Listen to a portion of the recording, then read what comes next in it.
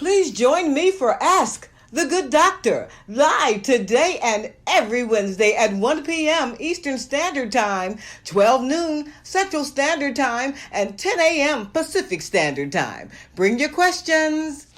Good afternoon. It's Wellness Wednesday. I'm Dr. LaJoyce Brookshire, and welcome to Ask the Good Doctor Live. I am here to help you attain, maintain, and reclaim your perfect health. Please join me on Twitter at Ask the Good Doc, on Instagram and Facebook at Ask the Good Doctor. You are not going to want to miss one moment of this conversation. Today, I'd like to have a little chat with you about the risky business of bringing the outside inside. Yeah. You are going to want to share this. Click the button down below, like, comment, subscribe, and share. Are you one of those people who really think that you keep a very clean house? Yeah, I know. It's important for us to keep our homes clean. However, if you are one of the people who consistently come into your house with shoes on and walk all around, or who wear your pajamas and slippers to the store or anywhere else and then come home with them, your home is not as clean as you think they are. Chris, put up these pictures of people in their pajamas. I mean, these are astounding. As I see these people with their pajamas on in the street, there's another one with their pajamas on in the street. I always hope that they are taking off their pajamas before at least they get back in their beds, okay? We're going to have a little chat about that because it is so dangerous for you to do that. And you know what? While wearing pajamas and your slippers in the street is a fashion statement right now, it's really kind of trendy to do that. It is risky business for your health. And when you ask yourself the simple question, is my home healthy? That can be a determinant factor in the answer being a resounding no. Here's a statistic. Dr. Layla Karimpour, who is a hospitalist at the Providence St. James Health Center, she says it is possible to carry disease-causing germs on your shoes and clothing. If your shoes come in contact with germs, she says, you can track them wherever you go, including the house. A 2015 study published in Microbiome magazine analyzed the microbial environment on people's shoes after walking in various locations. Do you know what they found? The researchers concluded that microbes from surfaces like bacteria and viruses end up on shoes and rub off on other surfaces that you walk on. Yuck, yuck, and yuck. For the most part, though, these microorganisms congregate on the outside of shoes. A study done by a microbiologist at the University of Arizona found that the outside of the shoes carries up to 140 times as much bacteria as the inside of your shoes. Okay, case in point, I rest my case. So when it comes to decreasing the spread of germs in your house from your shoes, Dr. Karimpour says she recommends establishing a healthy routine to keep your living space clean, and I agree. And this should be done with starting by taking your shoes off at the front door and then immediately washing your hands. I don't even believe we have to say this. Okay, because taking off your shoes at your front door is housekeeping 101, but maybe not for everyone. And this is not to shame you. This is an educational moment, okay? In my home growing up, my mother was drop those shoes at that door. Period. End of story. She'd have a whole entire fit if she found out we would traipse in someone else's house even with our shoes on. So it is just a habit for me. As soon as I enter someone's home, shoes off. Period. Just take the shoes off. I'm accustomed to doing that. And it is a rule at my home as well. It may take some getting used to if you've never done this. And many of your friends may think that is strange, but banning shoes in the house is a really good idea because the research has shown that when we're out and about and our shoes come into direct contact with a variety of germs and we walk around in our homes, it transports. All right. So pollen and mold are one of the really big factors, especially as seasons change and that pollen is on the outside. This is why a lot of people don't like to open their windows when the seasons are changing. They don't want pollens on the inside. Well, have you ever considered that you're bringing that pollen indoors on your clothing and on your shoes? It's something really that needs to be considered. Keeping the indoor sanctuary clean is optimum. This is something that we should all be striving for daily. And it is the number one top of mind thing. What comes to mind though, that carpeted floors are really, really hard to keep clean. And if you don't take your shoes off anywhere except for on the carpet, you are doing yourself a service. So if you have a hardwood floor, or if you have tile or laminate or ceramic floors that you know that you clean once a day or even twice a day, you walk around on with your shoes on, and then you know you'll clean it, then good for you. And you take them off before you maybe go up your stairs or in your child's bedroom.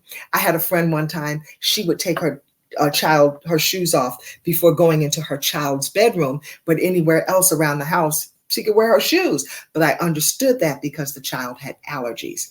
It's really something for us to consider as well as we designate a pair of shoes for the indoors. The indoors really need to have their own set of shoes. Like right now, I am in my kitchen. I have on my in the house gym shoes.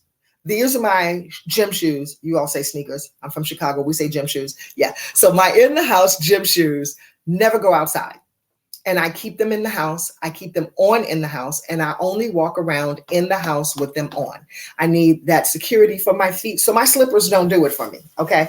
They don't have any structure. They don't have any arch support. They don't have anything. And I'm up and down steps and I am standing on my feet cooking. So I need support in my shoes. So I have a pair of indoor gym shoes that are exclusively for inside. Designate a pair for yourself as well. Socks or bare feet are also an option. I know a lot of people who really just love bare feet. My floors are also cold, so I don't want cold feet. It makes my whole body shiver when my feet are cold. And some people swear by those antimicrobial doormats. Now, I agree that you need some kind of doormat or some kind of rug that needs to be washed regularly, y'all. All right. Not just a rug that's at your front door that never gets shaken outside. Mine are outdoors right now. Let them get rained on and bring them back in or take them to the laundromat. I wash my rugs at the laundromat exclusively, not at home in my washing machine and in my dryer. But the antimicrobial mats, for me, the jury is still out on them. I still agree with good old wiping your feet at the door and good old taking those shoes off at the door. Now, here are a few solid solutions to keep germs from the outside inside. Grab your notebook. Number one, take a bath as soon as you get home or certainly before you go to bed. And here's why. Imagine everywhere you've been all day. You've been to the post office. You've been to the grocery store. You've been to a friend's house. You've been on a subway. And then you come home, sit on your bed, throw your bag on your bed that's perhaps been on the floor in a classroom or on the train. Yuck.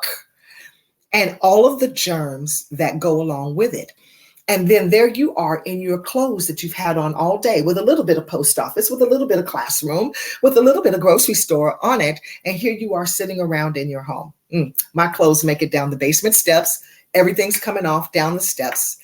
And then I get bathed. We drag around that dirt. Do not take everywhere you've been with you to bed with you. When you wake up sneezing and sniffing and stopped up and wondering why, this is why. Bathe before bed. Otherwise, you're taking around a little bit of this and that with you. Number two, periodically cleaning your shoes is a good idea. Personally, any shoes that I take out of a box, that I keep in a box, I clean the bottom of them before I put them back in the box. You know, shoes that I don't wear often. My everyday shoes go on a shelf. I use bookshelves as the place where I keep my shoes. And we keep our shoes on bookshelves instead of like a shoe rack because we have a lot of shoes. But we keep our shoes there, the shoes that we wear most often. But the shoes that I wear only occasionally, I take a paper towel and I take a mild soap, just lightly soaked, and I wipe the bottom of my shoes, let them air dry until my paper towel is clean, okay? And then I put them back in the box. At the height of the pandemic, though, one of our routines after we had been out and we come back in was to wipe down our shoes. We'd spray the bottom of the shoes with vinegar and let them air dry. So we'd wipe it off and then spray it with vinegar, because vinegar is a germ assassin, and let it air dry. We were doing that at the height of the pandemic, asked not to drag things into the house. Why? Because you see people spitting on the ground. Yeah. What if they are infected? They spit, you walk, you drag in. I rest my case. You all get the picture. All right. Number 3, ask guests to remove their shoes before coming into your house. And if you're a really good host, you warn them in advance. You know, we have a no shoe zone. All right. I want to encourage you to either bring your own slippers. Hopefully you don't wear them outside though. Hopefully you bring some socks, or I provide everyone with nice little footies at the door. All right. But this is good advance warning.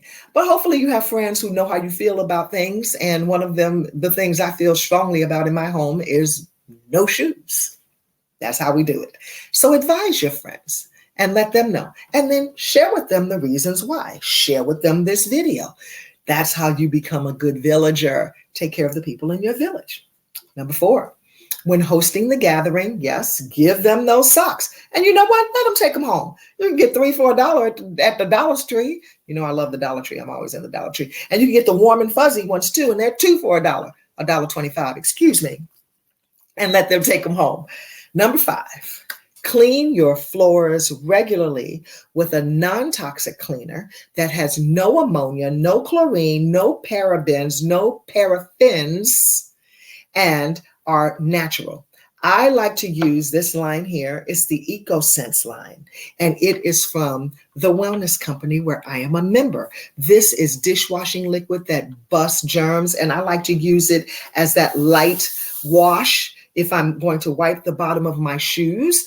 And this one is like a Formula 409. This one is replaces Clorox and Lysol. This one replaces Windex, and this one is a stain remover like nobody's business. This entire line of natural products works like a dream, cleans wonderfully, smells beautifully, and is non-toxic. Here's what you need to consider as well.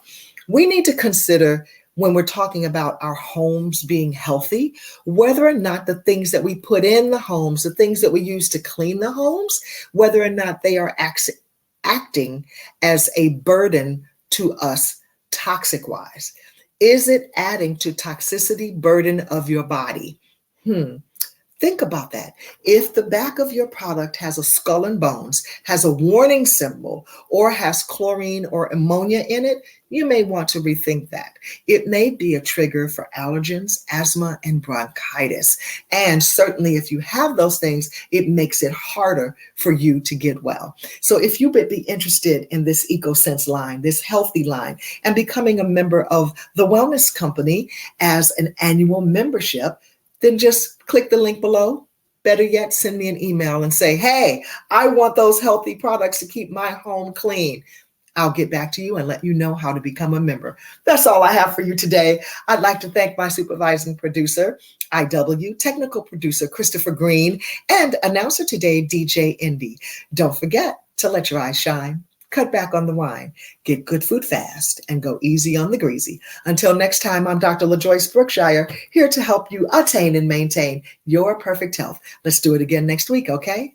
God bless you.